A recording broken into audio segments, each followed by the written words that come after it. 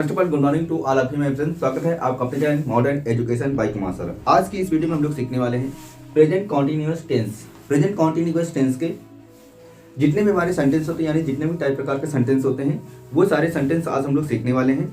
अब बिल्कुल ही एकदम आसान भाषा में सीखेंगे, बोल सकते हैं एकदम हिंदी में सीखेंगे। जैसे आपको थोड़ी बहुत भी मैथ आती है तो एकदम मैथ के तरीके से आपको बताऊंगा कि कैसे आप लोग मैथ के तरीके से इंग्लिश को सॉल्व कर सकते हैं। ठीक, तो वीडियो बहुत ही इंटरेस्टिंग होने वाला है, वीडियो के एंड तक देखिएगा। मैं सारी चीजें एकदम ही आसान भाषा में समझाऊंगा। ठीक, अगर आपको इंग्लिश 1% भी नहीं आती है तो भी आपको इस वीडियो को देखने के बाद आपको प्रेजेंट कॉन्टिन्यूअस टेंस के पास्ट कॉन्टिन्यूअस टेंस के सारे वाक्य या सारे सेंटेंस बोल सकते हैं बनाने आ जाएंगे। ठीक, इंग्लिश टू हिंदी या हिंदी टू इंग्लिश। ठीक, तो शुरू करते हैं इस वीडियो को और अच्छे से मैं एक्सप्लेन भी करने वाला हूँ। सबसे पहले देखिए पास्ट कॉन्टिन्यूअस टेंस।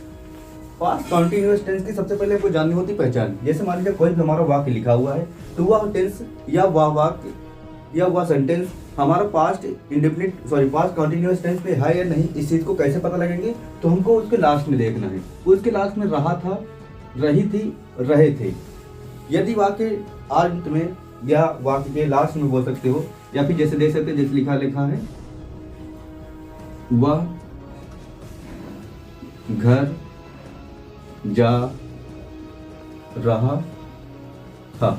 अब देख सकते हैं ये हमारा एक सेंटेंस है, लिखा है वह घर जा रहा था। लास्ट में देख सकते हैं हमारा रहा था आ गया। इसका मतलब ये टेंस कौन सा है? ये हमारा पास्ट कॉन्टिन्यूअस टेंस है। तो पास्ट कॉन्टिन्यूअस टेंस जब भी पढ़ते हैं इसमें सबको 4 पार्ट पढ़ने होते हैं। आपने पहचान जान ली कि इसकी पहचान क्या होती है। लास्ट में अगर हमको रहा था, रही थी, रहे थे अगर मिलेगा तो वह टेंस क्या होगा? हमारा पास्ट कॉन्टिन्यूअस टेंस होगा। ठीक, अब इसको हम लोग पढ़ने के लिए सबसे पहले हमको जानना पड़ेगा इसके नियम। नियम क्या होता है उसके लिए हमको जानना पड़ेगा टेंस कितने प्रकार के होते हैं, यानी सेंटेंस कितने टाइप के होते हैं। सेंटेंस क्या क्या होता है? सबसे पहले हमारा होता है साधारण वाक्य। इंग्लिश में हम लोग बोलते हैं अफर्मेटिव सेंटेंस। मैं यहाँ पे लिख देता हूँ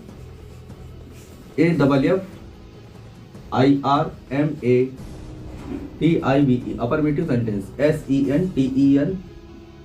SENTENCES अफर्मेटिव सेंटेंस। अब अफर्मेटिव सेंटेंस को हम लोग लिखते हैं हिंदी में साधारण वाक्य। साधारण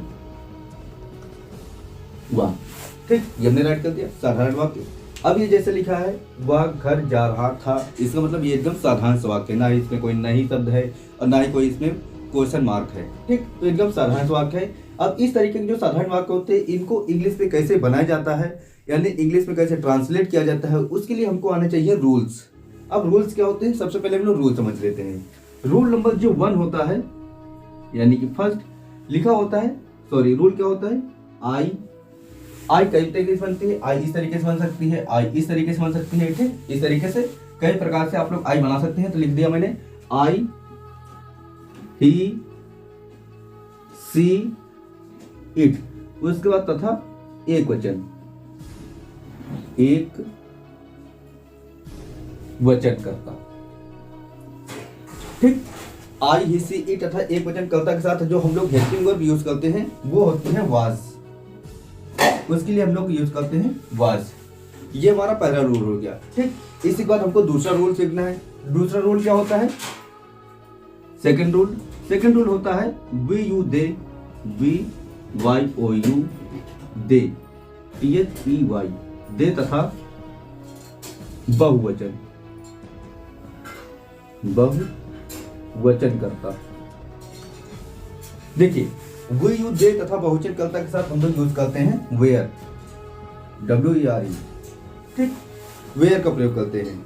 इसमें वाज और वेयर का प्रयोग करते हैं।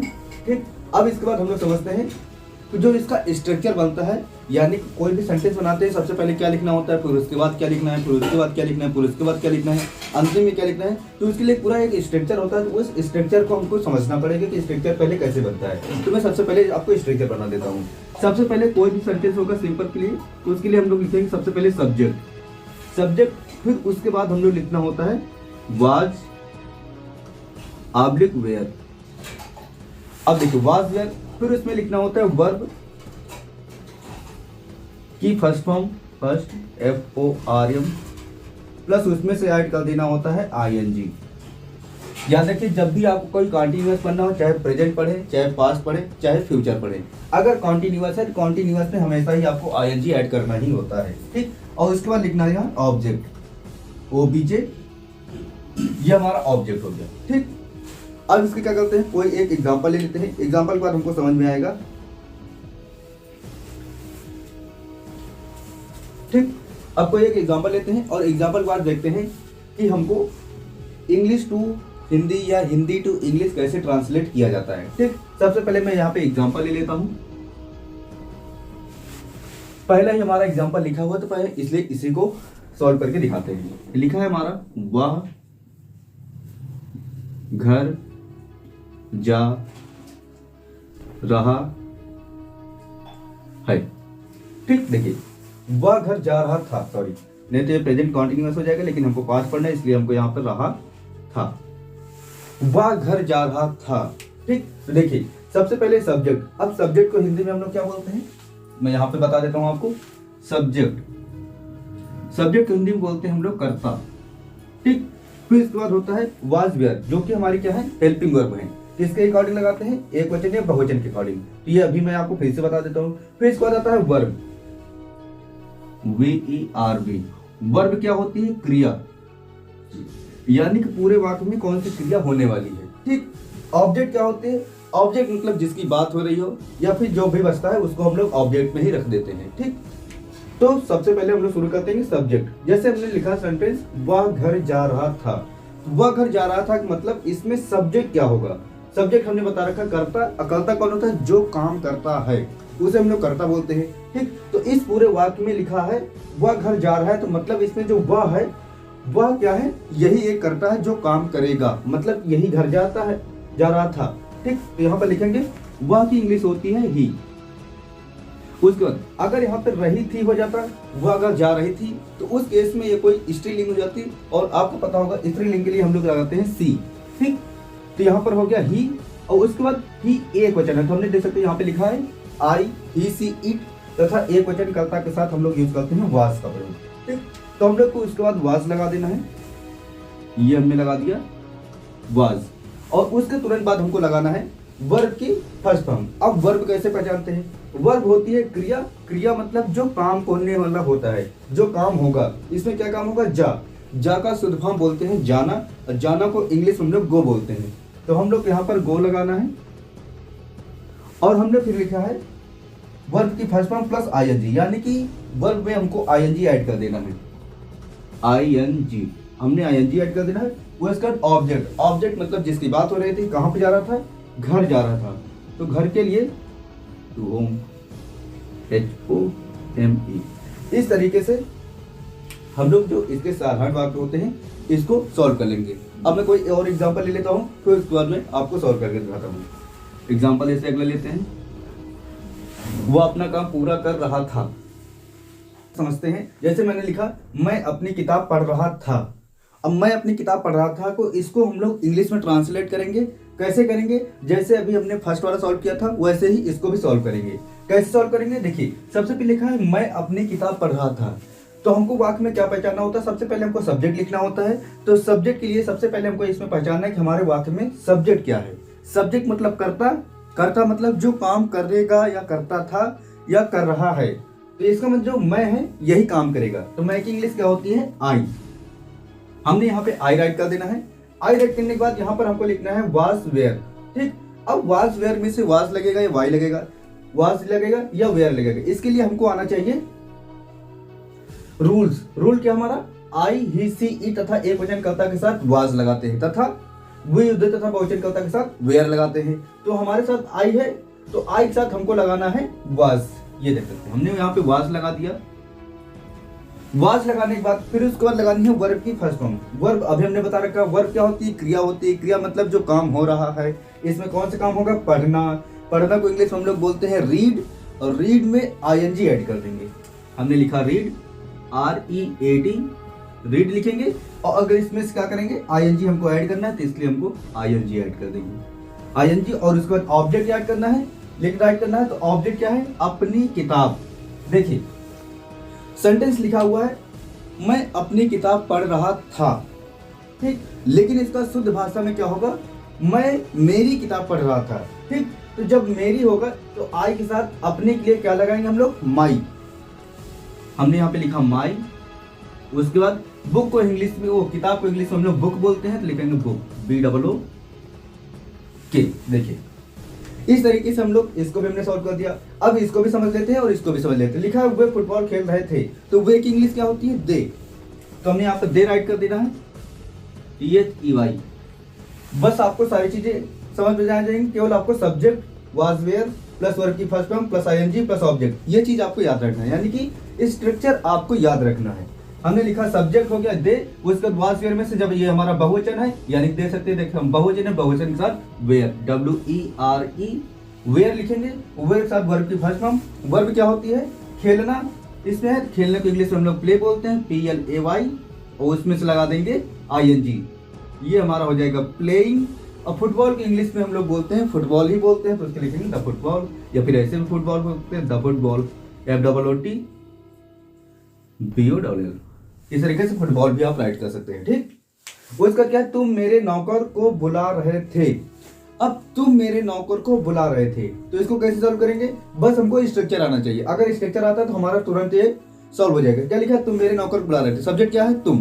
तुमको इंग्लिश में हम लोग बोलते हैं यू, YOU, यू हो गया। उसके बाद हमको लगानी helping verb. Helping verb was were में से क्या लगेगा? यू हमारा बहुवचन है, बहुवचन के साथ वेयर लगाते हैं, ये हमने लिख दिया वेयर, वेयर हो गया। फिर उसके बाद लगाना है वर्ब की फर्स्ट फॉर्म। अब वर्ब इसमें क्या है? बुलाना। बुलाना को इंग्लिश बोलते हैं कॉल, CALL, कॉल करेंगे और उसमें लगाएंगे ING, तो यानी कि कॉलिंग। कॉलिंग मेरे नौकर को, इसमें साफ साफ लिखा है तुम मेरे नौकर को बुला रहे थे। मेरे मतलब माई सर्वेंट, यहाँ पे लिखेंगे माई सर्वेंट, माई SERVANT, ये हो गया यू कॉलिंग माई सर्वेंट। ठीक, you calling my, sorry, you were calling my servant, यानी कि तुम मेरे नौकर को बुला रहे थे। They were playing in, sorry, they were playing the football. Football मतलब वे फुटबॉल खेल रहे थे। ठीक, उसका है I was reading my book, मैं मेरी किताब पढ़ रहा था। इसको यहाँ पे लिखा है मैं अपनी किताब पढ़ रहा था। ठीक, तो इस तरीके से आप लोग इंग्लिश में कर सकते हैं किसी भी सेंटेंस को, जो अगर साधारण है तो उसको आप लोग इंग्लिश में सॉल्व कर पाएंगे। ठीक, बस आपको इस स्ट्रक्चर याद रखना है। ठीक, और इसकी कुछ बेसिक चीजें होती है, जैसे मैं अपना की मीनिंग कब कहाँ पे क्या लिखनी होती है, तो इसके लिए अपना के लिए याद करना होता है। जैसे आई है, आई के साथ अपने के लिए हम लोग लगाते हैं माई, ही के साथ हिज लगाते हैं अपना के लिए। फिर जैसे कभी सी लिखा है, यानी कोई गर्ल्स है तो गर्ल्स के लिए लगाएंगे या हर। इस तरीके से दे के साथ दियर लगाते हैं, वी के साथ अवर लगाते हैं। तो ये चीजें आपको अपना मीनिंग आनी चाहिए, और उसके साथ आना चाहिए आपको वर्ब नेम। वर्ब नेम आना जाना, खाना पीना, नहाना धोना, ये सब क्या होते हैं? आपके वर्ब होते हैं।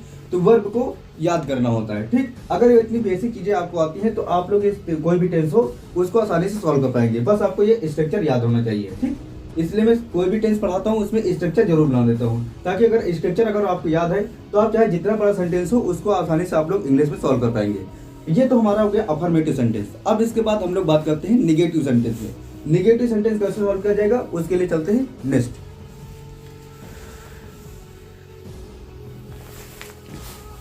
तो गाइस अब हम लोग सीखने वाले हैं निगेटिव सेंटेंस। निगेटिव सेंटेंस का मतलब क्या होता है? नकारात्मक वाक्य, हिंदी में बोलते हैं। यदि वाक्य में कहीं पर भी अगर नहीं शब्द का प्रयोग किया गया तो वो क्या होता है? नकारात्मक या फिर निगेटिव सेंटेंस बोलते हैं। ठीक, देखिए अभी हमने इसका जो स्ट्रक्चर होता है, स्ट्रक्चर हमने सेम ही रखा है। क्यों सेम रखा है? ताकि आपको पता चल सके कि जो नॉर्मल होता है, यानी कि अफर्मेटिव सेंटेंस होते हैं, अफर्मेटिव सेंटेंस से जब हम लोग निगेटिव सेंटेंस करते हैं तो इसमें कितना फर्क होता है। देखिए टोटल आपका जो स्ट्रक्चर होता है सेम होता है, बस आपको हेल्पिंग वर्ब के तुरंत बाद आपको नॉट लगा देना होता है, यानी कि वाज वेयर लिखने के तुरंत बाद आपको लगा देना है नॉट। बस ये बन गया निगेटिव सेंटेंस। देख सकते हैं कितना आसान है। अब इसके बाद हम लोग इसके एग्जांपल सॉल्व करेंगे तो और भी हमको अच्छे समझ में आएगा। ठीक, सबसे पहले इसके रूल में हम लोग बात कर लेते हैं। जो रूल आपके लिए अफर्मेटिव थे सेम रूल आपको निगेटिव में भी मिलेंगे। ही सी इट तथा एकवचन कर्ता के साथ आपको वाज लगाना है। वो यू दे तथा बहुवचन कर्ता के साथ आपको वेयर लगाना है। ठीक, structure subject plus was were plus not plus verb की फर्स्ट फॉर्म प्लस उस पे ING और लगा देना है ऑब्जेक्ट। बस इस तरीके से आप लोग निगेटिव सेंटेंस को सॉल्व करेंगे। अब हम लोग शुरू करते हैं। वे घर नहीं जा रहे थे। ठीक, तो वे की इंग्लिश होती है दे। सबसे पहले हमको सब्जेक्ट राइट करना, तो लिखेंगे दे। दे लिखने के बाद हमको लगाना है वाज वेयर। दे एक बहुवचन है तो बहुवचन के साथ आपको पता है हमको वेयर लगाना है, वेयर, और उसके तुरंत बाद हमको लगा देना है नॉट। ये हमने नॉट लिख दिया। और जाना को इंग्लिश में हम लोग बोलते हैं गो, तो गो के लिए GO और इसमें से ऐड कर देंगे ING। कहाँ जा रहे थे? घर, और घर के लिए टू होम कर देंगे HOME। ये आपका हो गया नेगेटिव सेंटेंस। ठीक, they are not going to home, यानी कि वे घर नहीं जा रहे थे। ठीक, इस तरीके से फिर क्या है, राम दीवार से नहीं कूद रहा था। फिर इसमें सब्जेक्ट क्या है? सब्जेक्ट हमारा राम है, क्योंकि राम ही दीवार से कूद देगा, तो राम हमारा सब्जेक्ट है। और राम की मीनिंग होती है RAM। ये राम हो गया। उसके बाद क्या लिखना है? राम हमारा एक वचन है, तो एक वचन के साथ जो हमारी हेल्पिंग वर्ब लगेगी वाज। अगर यहीं पे बहुवचन होता है तो उसके लिए लगती वेयर, लेकिन राम हमारा अकेला है। ऐसे भी याद कर लीजिए, जब भी किसी व्यक्ति का नाम दिया जाता है तो वह सेंटेंस एक वचन होता है। ठीक, इसलिए हमको वाज लगाना है। राम वाज, उसके बाद नहीं शब्द का प्रयोग किया गया है, तो वाज वेयर के तुरंत बाद हमको लगाना है नॉट, वाज नॉट। फिर इसका क्या है? कूद रहा है, कूद रहा था। तो जो कूद है, कूदना शुद्ध फॉर्म होता है कूदना। कूदना को इंग्लिश बोलते हैं जंप, JUMP, जंप। और इसमें से क्या लगाना हमको? ING, तो हो जाएगा जंपिंग, जंपिंग हो जाएगा। और जंपिंग लिखने के बाद जो हमारा ऑब्जेक्ट है, क्या लिखा है? दीवार से। तो से को इंग्लिश हम लोग बोलते हैं फ्रॉम, लिखेंगे फ्रॉम। उसके बाद क्या लिखेंगे?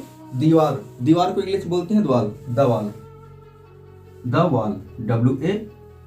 WALL। Ram was not jumping from the wall, यानी कि राम दीवार से नहीं कूद रहा था। ठीक, उसका क्या है? मैं स्कूल नहीं जा रहा था। अब जब मैं स्कूल नहीं जा रहा था तो इसका सब्जेक्ट क्या हो गया? मैं। ठीक, तो मैं की इंग्लिश होती है आई, तो मैं यहाँ पे आई लिख दूंगा। और आई के साथ आपको पता है कि हेल्पिंग वर्ब क्या लगानी है? आई एक वचन है, तो हमारा हेल्पिंग वर्ब लगेगा इसमें वाज। कोई भी टेंस हो, बस आपको एक स्ट्रक्चर याद रखना है। ठीक, जितना भी बड़ा सेंटेंस हो, चाहे छोटा से छोटा हो, चाहे बड़े से बड़ा सेंटेंस हो, बस आपको स्ट्रक्चर अगर आ गया, स्ट्रक्चर एक बार आप लोग समझ गए, तो आप लोग चाहे बड़े से बड़े सेंटेंस को आसानी से सॉल्व कर पाएंगे। ठीक, देखिए जैसे मान लीजिए मुझे टेंस नहीं आता, लेकिन मुझे स्ट्रक्चर मालूम है, सामने स्ट्रक्चर लिखा हुआ है, तब इसी के हेल्प से मैं सारे, चाहे जितना भी टेंस हो, सेंटेंस हो, वाक्य बोल सकते हैं, उसको मैं आसानी से सॉल्व कर देता हूँ। जैसे लिखा है मैं स्कूल नहीं जा रहा था, तो सबसे पहले मुझे जरूरत है सब्जेक्ट की। अब मैंने सब्जेक्ट पहचाना, सब्जेक्ट क्या है? सब्जेक्ट आई है। फिर इसके बाद हमको लगाना है वाज वेयर, तो हमने पहचान लिया कि अगर एक वचन है तो वाज लगा देंगे। फिर इसके बाद हमको नॉट लगाना है, क्योंकि हमारे वाक्य में नहीं है, तो हमने यहाँ पे नॉट लगा दिया। नॉट लिखने के बाद फिर हमारे पास है वर्ब की फर्स्ट फॉर्म। अब वर्ब क्या होती है आपको हमने बता रखा, वर्ब को इंग्लिश में क्रिया, वो हिंदी में क्रिया बोलते हैं। क्रिया मतलब जो काम हो रहा है, इसमें कौन सा काम होगा? जाना, और जाना को इंग्लिश में बोलते हैं गो। उसमें लगानी है ING, ये हमने ING लगा दी, और उसमें से जोड़ देंगे ऑब्जेक्ट। ऑब्जेक्ट मतलब जिसकी बात हो रही थी, किसकी बात हो रही थी? स्कूल की बात हो रही थी, तो स्कूल को हम लोग बोलते हैं स्कूल, इंग्लिश में बोलते हैं, और उसके साथ टू लगा देंगे और लिख देंगे स्कूल, या CHOOL। ये आपका नेगेटिव सेंटेंस हो गया। अगर इसमें कोई भी चीज नहीं समझ में आती तो आप मुझे कमेंट के अंदर पूछ सकते हैं। एक बार मैं फिर से समझा देता हूँ। जैसे आपका अफर्मेटिव सेंटेंस होता है, सेम वैसे ही आपका नेगेटिव सेंटेंस भी होता है। बस उसमें और इसमें फर्क क्या होता है? इसमें पूरे वाक्य में कहीं पर आपको नहीं शब्द मिल जाएगा, तो समझ जाना कि हमारा नेगेटिव सेंटेंस है। उसके बाद जब इसका स्ट्रक्चर बनाते हैं, यानी कि जब ट्रांसलेशन करते हैं, हिंदी टू इंग्लिश करते हैं, तो जैसे आप लोग अफर्मेटिव करते थे सेम वैसे ही राइट करना है। बस अफर्मेटिव से नेगेटिव में थोड़ा चेंज होता है। आपको हेल्पिंग वर्ब यानी कि वाज वेयर के तुरंत बाद आपको नॉट लगाना होता है। अब उसके बाद पूरा ही सेंटेंस सेम बनाते हैं जैसे हम लोग अफर्मेटिव बनाते थे। ठीक, उसके बाद देख सकते हैं हमने एग्जांपल करके देख लिए। अगर कोई आपको नहीं आता तो आप मुझे कमेंट के अंदर से बोल सकते हैं, मैं उसको भी हल करके बता दूंगा। ठीक, अभी फिलहाल हम लोग सीरीज चल रही है पास्ट कॉन्टिन्यूअस टेंस हम लोग पढ़ रहे हैं। पास्ट कॉन्टिन्यूअस टेंस कंप्लीट करेंगे, इसके बाद फिर हम लोग सारे पहले टेंस कंप्लीट करेंगे। टोटल 12 टेंस होते हैं। 12 टेंस कौन कौन से होते हैं? जैसे हमारा मान लीजिए प्रेजेंट है, PRESENT। जैसे हमारा प्रेजेंट टेंस है, तो प्रेजेंट टेंस में हमको चार चार चीजें पढ़ी होती हैं। क्या पढ़ना होता है?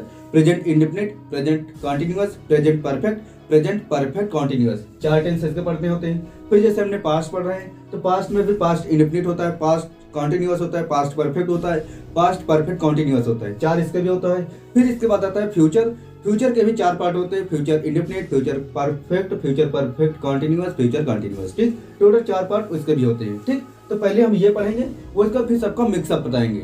ठीक, यानी कोई टेंस अगर प्रेजेंट इंडेफिनिट में है तो उसको पास्ट इंडेफिनिट में कैसे ले जाएंगे। ठीक, यानी कन्वर्जन पढ़ेंगे। ठीक, तो अभी तो फिलहाल हम लोग सिंपल से सारे टेंस ही पढ़ने वाले हैं। ठीक, अगर आपको टेंस में कोई भी कंफ्यूजन हो तो आप मुझे कमेंट में पूछ सकते हैं, या फिर जो लोग यहाँ कोचिंग पढ़ने आते हैं वो लोग मुझे डायरेक्ट आके यहाँ से पूछ सकते हैं। ठीक, तो फिर इसके बाद स्टार्ट करते हैं हम लोग नेगेटिव सेंटेंस के बाद इंट्रोगेटिव सेंटेंस। इंट्रोगेटिव सेंटेंस क्या होते हैं हमने कई बार बता रखा है।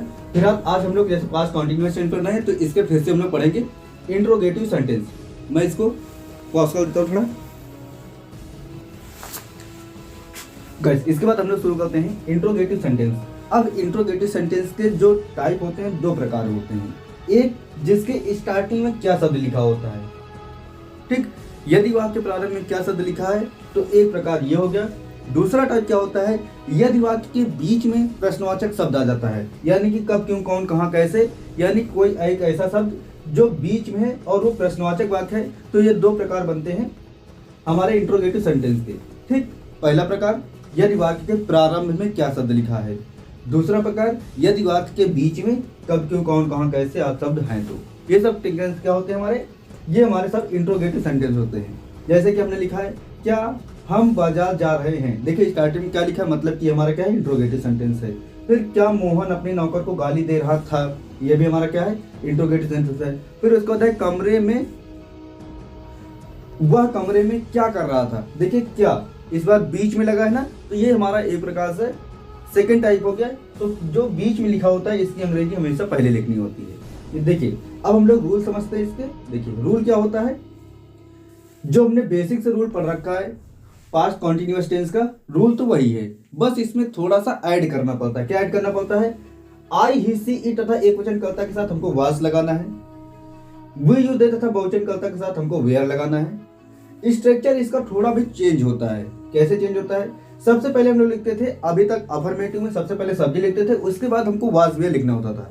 लेकिन अब इसमें क्या होगा, सबसे पहले हमको लिखना है यदि वाक्य प्रारंभ में क्या शब्द है तो उसके स्थान पर क्या की अंग्रेजी कभी नहीं लिखते हैं, चाहे जो टेंस हो, प्रेजेंट हो, पास्ट हो, फ्यूचर हो, उसके स्थान पर हमेशा ही हम लोग हेल्पिंग वर्ब का प्रयोग करते हैं। ठीक, तो यहाँ पर सबसे पहले यदि वाक्य प्रारंभ में क्या शब्द है तो उसके स्थान पर क्या की अंग्रेजी नहीं लिखते हैं, उसके स्थान पर लगाते हैं वाज वेयर, उसके स्थान पर हेल्पिंग वर्ब यानी वाज वेयर का प्रयोग करते हैं। उसके बाद हम लोग सब्जेक्ट लिखते हैं, फिर वर्ब की फर्स्ट फॉर्म लिखते हैं, प्लस उसमें एनजी ऐड करते हैं और उसमें ऑब्जेक्ट लिख देते हैं। और इसमें क्वेश्चन मार्क लगाना कंपलसरी होता है।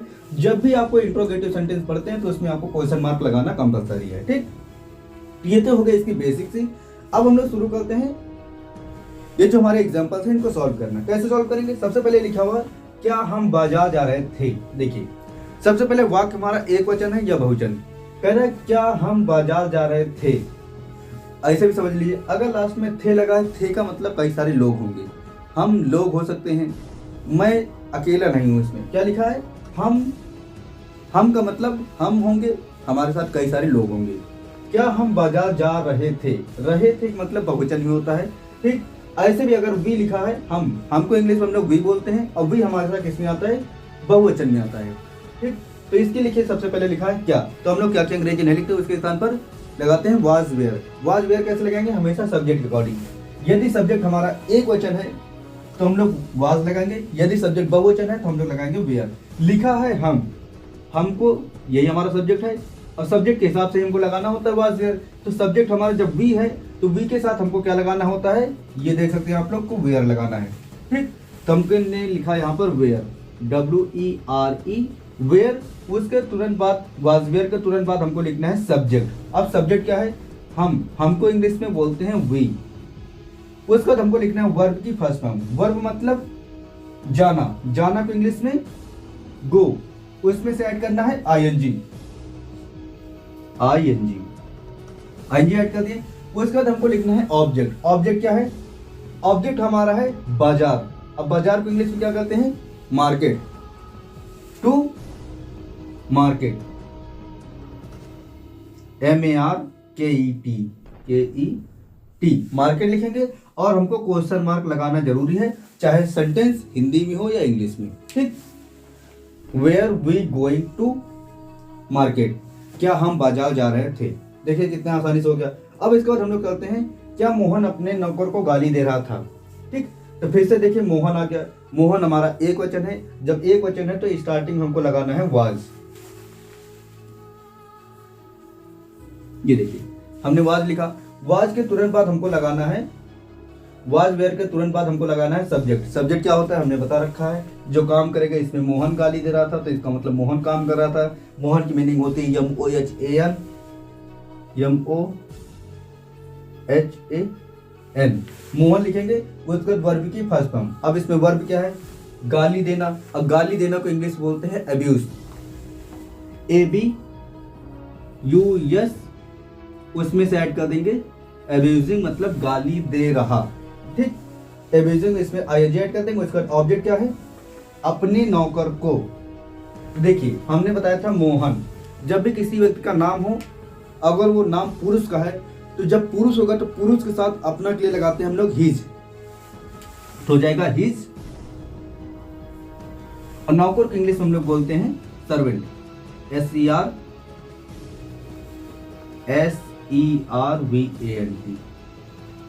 सर्वेंट। और उसमें से लगा देंगे क्वेश्चन मार्क, VENT। ठीक, SERVANT, servant. Was Mohan abusing his servant, क्या मोहन अपने नौकर को गाली दे रहा था। ठीक, उसका क्या है, वह कमरे में क्या कर रहा था। ठीक, देखिए ये तो क्या पहला टाइप, जिसके स्टार्टिंग में क्या शब्द लिखा होता है। दूसरा टाइप क्या है, जिसके बीच में कब, क्यों, कौन, कहां, कैसे आदि शब्द आते हैं। तो इसकी अंग्रेजी हमेशा ही वाक्य प्रारंभ में लिखनी होती है, चाहे जो टेंस हो, इंडेफिनिट हो, कंटीन्यूअस हो, परफेक्ट कंटीन्यूअस हो, कोई भी टेंस हो, उसकी अंग्रेजी हमेशा हमको प्रारंभ में लिखनी है। तो क्या बीच में है, तो क्या की अंग्रेजी स्टार्टिंग में लिखे, क्या को इंग्लिश हम लोग को बोलते हैं व्हाट, WHAT, व्हाट। देखिए ये हमने लिखा था ना क्वेश्चन वर्ड, इसीलिए लिखा था। जो भी हमको बीच में कहीं पर भी कोई क्वेश्चन वर्ड मिलेगा तो उसकी अंग्रेजी सबसे पहले लिखेंगे। उसके बाद हमको लगाना है वाज वेयर, और वाज वेयर किसके अकॉर्डिंग लगाते हैं, हमेशा सब्जेक्ट के अकॉर्डिंग। सब्जेक्ट अगर एक वचन है तो वाज, अगर बहुवचन है तो वेयर। क्या है, वह। वह क्या है, एक वचन है, तो जब एक वचन है तो उसके साथ हमको लगाना होता है वाज। देखिए क्वेश्चन वर्ड प्लस हमारा वाज वेयर हो गया। उसके बाद हमको सब्जेक्ट लगाना है। सब्जेक्ट क्या है, वह। वह को इंग्लिश में हम लोग बोलते हैं ही। उसके बाद हमको लगाना है वर्ब की फर्स्ट फॉर्म, वर्ब की फर्स्ट फॉर्म। वर्ब क्या है इसमें, करना। करना को इंग्लिश में हम लोग बोलते हैं डू, और उसमें से ING, तो क्या हो जाएगा, डूइंग। अब कहां पर, कमरे में, यानी कि ऑब्जेक्ट है ना, ऑब्जेक्ट क्या है, कमरे में। कमरे को बोलते हैं रूम, और मैं को इंग्लिश बोलते हैं इन। तो लिखेंगे हम लोग in the room, in the ROOM। ये देख सकते हैं। इस तरीके से हम लोग इस टेंशन को भी सॉल्व कर सकते हैं। इंट्रोगेटिव सेंटेंस आपके हो गए। इसके बाद एक लास्ट बचता है इंट्रोगेटिव नेगेटिव सेंटेंस, जिसमें आपका ये क्या भी लिखा होता है एक टाइप में, और बीच में आपको नहीं शब्द मिल जाता है। उसको हम लोग समझेंगे, फिर हमारा पास्ट कंटिन्यूअस टेंस पूरा कंप्लीट हो जाएगा।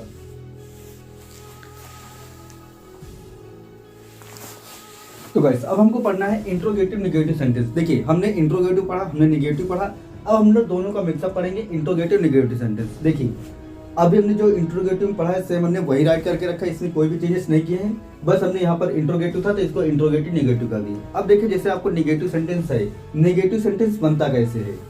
देखिए सबसे पहले जो आपका फर्स्ट फॉर्म और सेकंड फॉर्म का जो रूल होता है सेम ही होता है। इसी तथा एकवचन कर्ता के साथ वाज लगाते हैं। पूरे पास्ट कंटिन्यूअस टेंस के लिए यही रूल है। वी यू दे तथा बहुवचन कर्ता के साथ वेयर लगाते हैं, पूरे टेंस के लिए यही रूल है। उसके बाद हमको जब यहाँ पर स्ट्रक्चर बनाते हैं तो स्ट्रक्चर में थोड़ा चेंजेस होता है। सब्जेक्ट के तुरंत बाद हम लोग नॉट लगा देते हैं, यानी यहाँ पर क्या लगा देंगे, नॉट, बस। उसका पूरा ही हमारा सेंटेंस कंप्लीट हो जाता है। ठीक, अब जैसे इसमें ये लिखा है क्या हम बाजार जा रहे थे, अगर यहाँ पे लिखा होता है क्या हम बाजार नहीं जा रहे थे, नहीं जा रहे थे, तो इसकी इंग्लिश क्या बनती है, जहां पर हमने सब्जेक्ट लिखा था सब्जेक्ट के तुरंत बाद नॉट लगा देना, बस। वी नॉट गोइंग, ठीक, वी नॉट गोइंग। उसके बाद लिखा है क्या मोहन अपने नौकर को गाली दे रहा था, अगर यहाँ पे होता है गाली नहीं दे रहा था, क्या हो जाएगा, इसमें भी वर्ब से पहले या सब्जेक्ट के बाद बोल सकते हैं, सब्जेक्ट के तुरंत बाद नॉट लगा देना है। Was Mohan not abusing his servant, यानी कि मोहन अपने नौकर को गाली नहीं दे रहा है। ठीक, और उसका क्या है, वह कमरे में क्या कर रहा था, तो इसमें हम लोग जैसे बोल देते हैं वह कमरे में क्या नहीं कर रहा था, तो नहीं के लिए